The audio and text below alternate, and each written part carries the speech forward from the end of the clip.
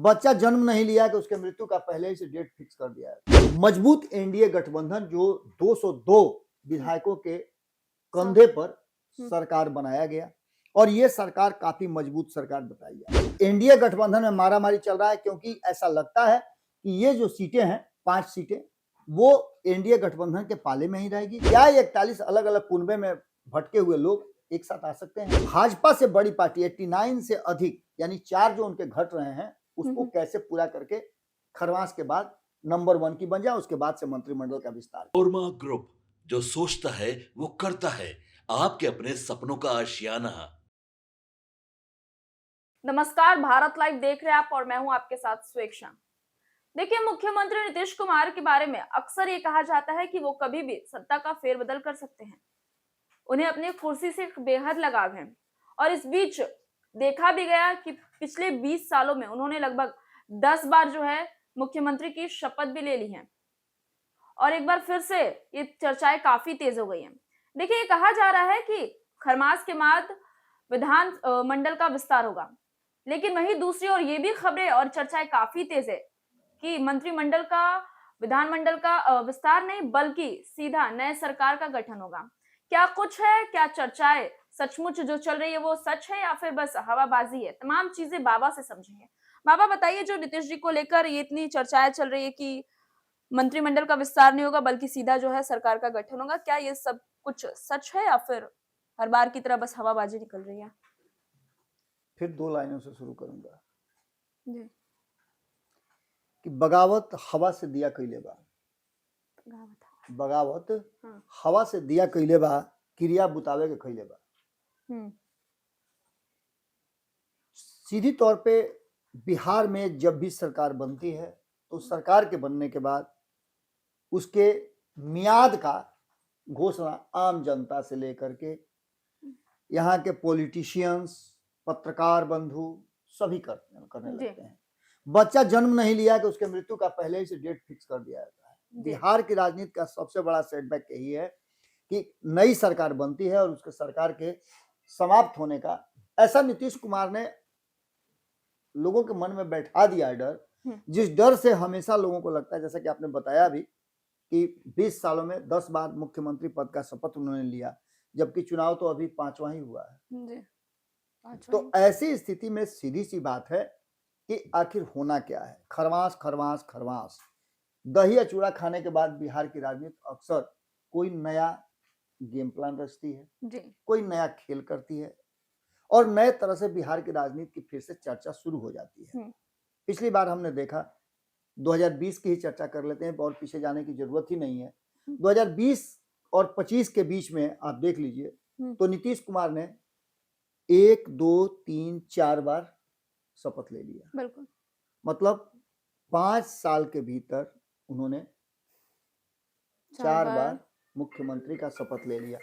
पहले 2020 में लिए, 2020 में लेने के बाद फिर 2022 में लिए, 2022 में लेने के बाद 2024 में, 2024 के बाद 2025 में। मतलब एक कार्यकाल में 3 बार और एक नया फ्रेश जो जनादेश आया उस जनादेश में 1 बार ले चुके हैं।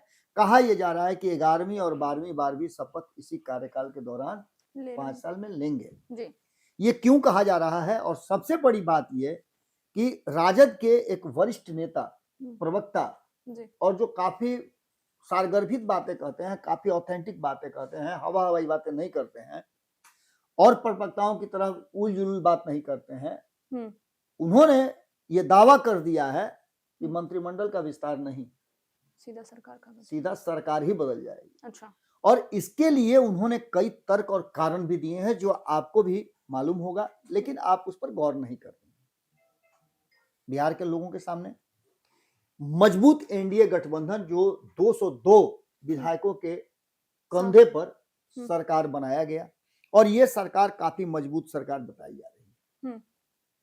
इस सरकार के गठन के साथ ही ये कहा गया था कि 5 साल तक नीतीश कुमार ने जो लोगों से वादा किया है, 1 करोड़ लोगों को रोजगार देने का, नौकरी देने का, इसके साथ साथ महिलाओं को स्वावलंबी बनने के लिए 10,000 रुपये दिए हैं, अब 2 लाख रुपए देने की तैयारी करने का, शिक्षा और स्वास्थ्य के क्षेत्र में सुधार होगा, किसानों की स्थिति सुधरेगी, ये सभी बातें कही गई।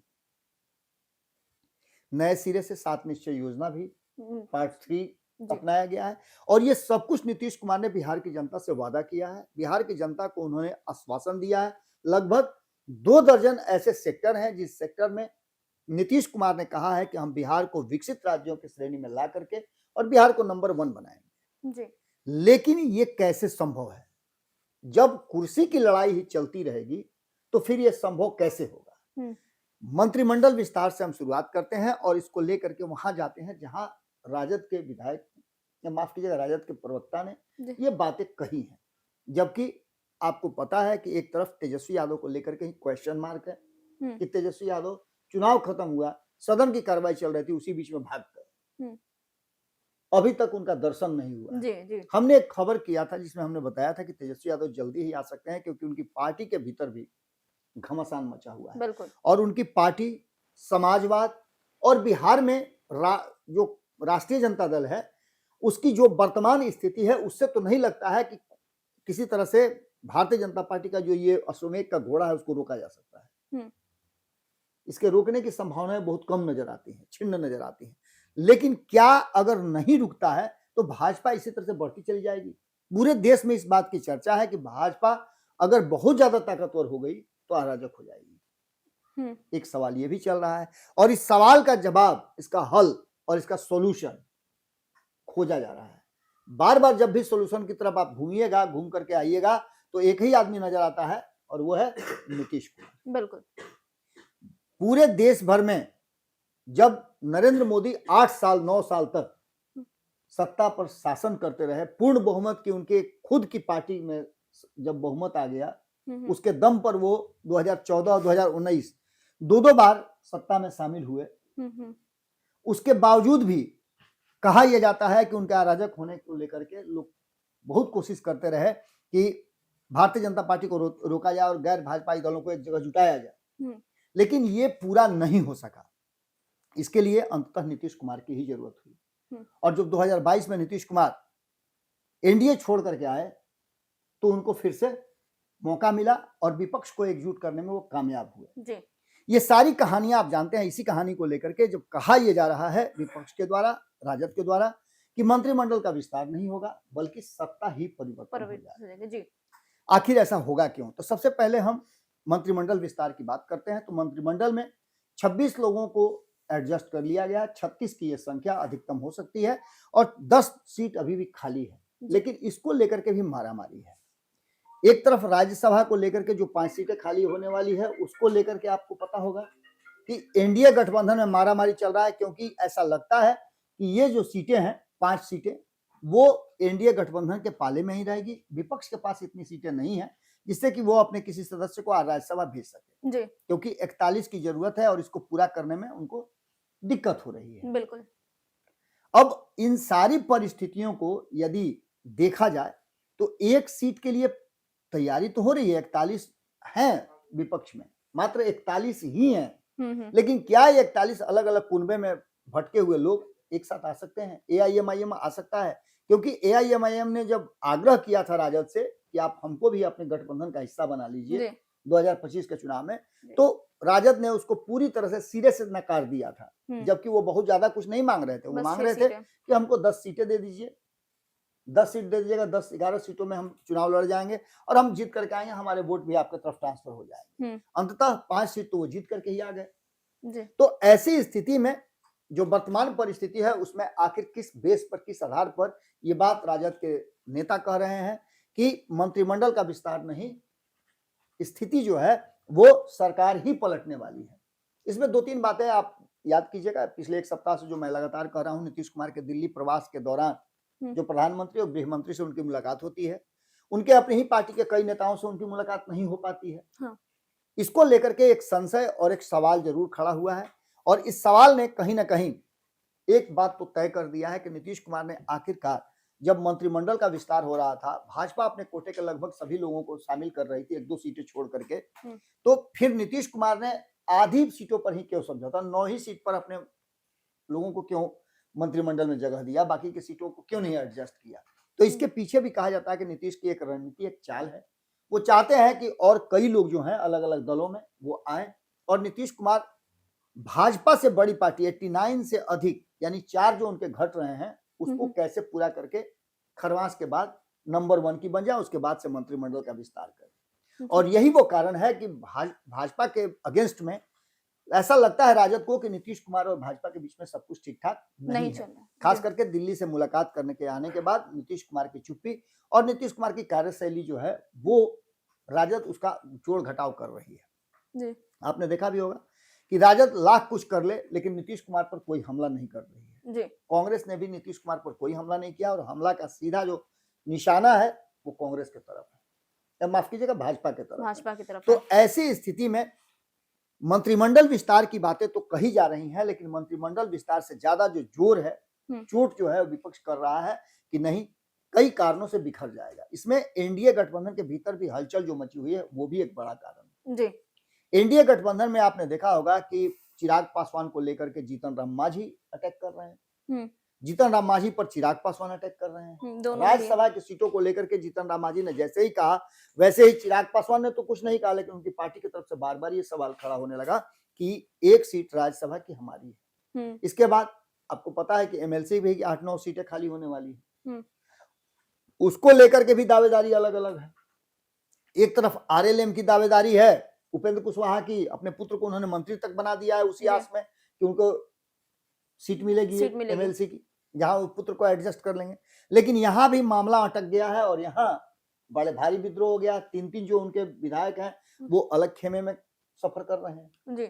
कहा तो ये भी जा रहा है कि वो गए थे नीतीश कुमार से बातचीत करके अलग पार्टी बना करके अलग बैठने का अरेंजमेंट करने के लिए, तब तक उनको लोक लिया भाजपा ने। अब वो भाजपा के नेताओं से दिल्ली में बात कर रहे हैं। नितिन नवीन से मुलाकात के बाद जो नए नए अध्यक्ष, कार्यकारी अध्यक्ष बने हैं, उनसे मुलाकात के बाद चीजें बदल गई हैं। मंत्रिमंडल विस्तार में भी भारतीय जनता पार्टी पूरी तरह से घिरी हुई है। बिल्कुल। क्योंकि मिथिलांचल से मंत्री नहीं बनाए जाने को लेकर के, ब्राह्मणों को नहीं शामिल करने को लेकर के, मैथिली ब्राह्मण को नहीं शामिल करने को लेकर के जम करके आप देखिएगा पेपरबाजी और मीडियाबाजी हो रही है। इसको लेकर के भी काफी चर्चा है।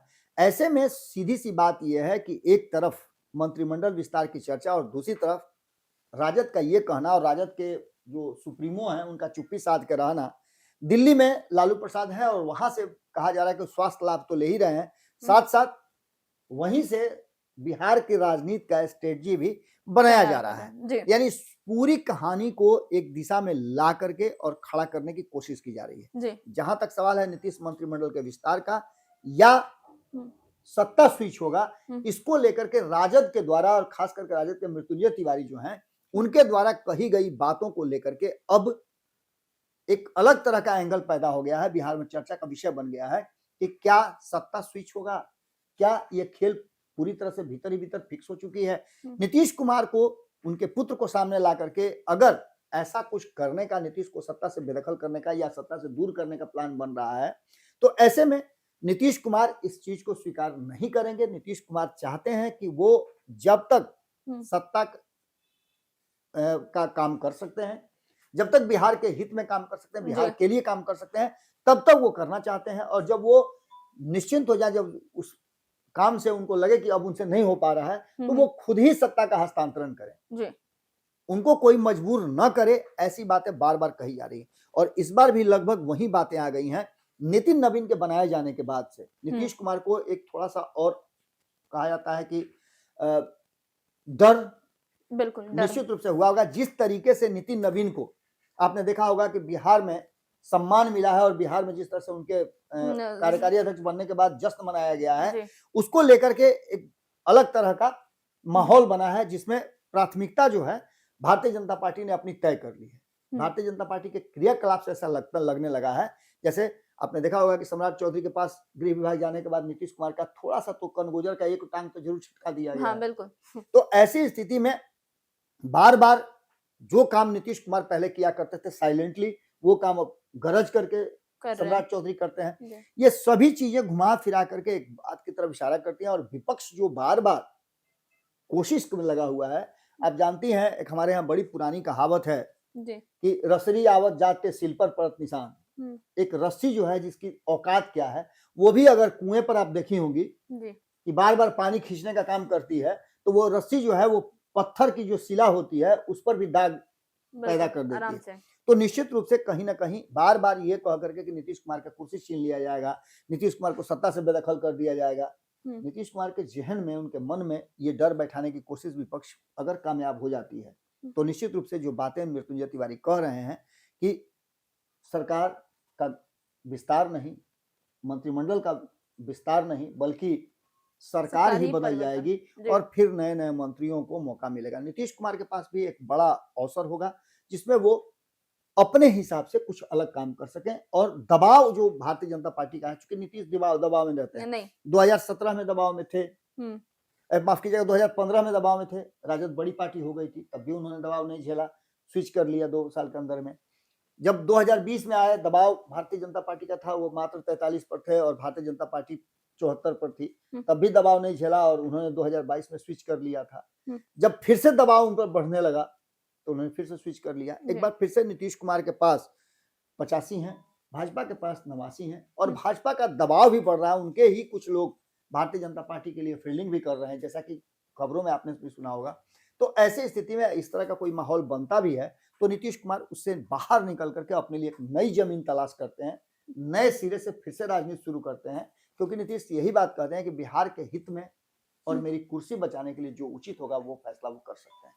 इसके लिए जरूरी नहीं है कि नीतीश कुमार ने क्या कहा कि मिट्टी में मिल जाएंगे, उन्होंने भले ही कहा हो कि जीते जी नहीं जाएंगे, इस बार भी कहा हो कि अब इस जीवन में नहीं जाएंगे, लेकिन कब चले जाएंगे ये कहना बड़ा मुश्किल होता है। और राजद अगर आसान्वित है, इस तरह की बातें भीतर खाने में चल रही है, तो कुछ ना कुछ जरूर होगा, क्योंकि आग होती है तभी धुआं होता है, बिना आग के धुआं नहीं होता है। कुछ तो बात जरूर है जिसकी पर्देदारी है और यही है आज के स्पेशल स्टोरी का मैसेज। चलिए, बहुत बहुत धन्यवाद बाबा। तो क्या कुछ कहा बाबा ने, आपने सुना भी, और ये जो बड़ा सवाल था कि क्या सचमुच नीतीश जो है वो सत्ता पलट कर सकते हैं, यूं कहे तो नए सरकार का परिवर्तन कर सकते हैं, ये तमाम चीजें बाबा के द्वारा हमने समझी। और इसको लेकर आपकी क्या प्रतिक्रिया, हमें भी कमेंट सेक्शन के माध्यम से जरूर बताएं। मैं स्वेक्षा, और बने रहे भारत लाइव के साथ। आपके सपनों को हमने सजाया है, ई होम्स पैनोरामा को हमने बनाया है। ई होम्स मेरा एक सपना था जिसपे मैं पिछले 4 साल से काम कर रहा था। हमने जो बनाया है वो सबने है माना। ई होम्स पैनोरामा में हो आपका भी आशियाना।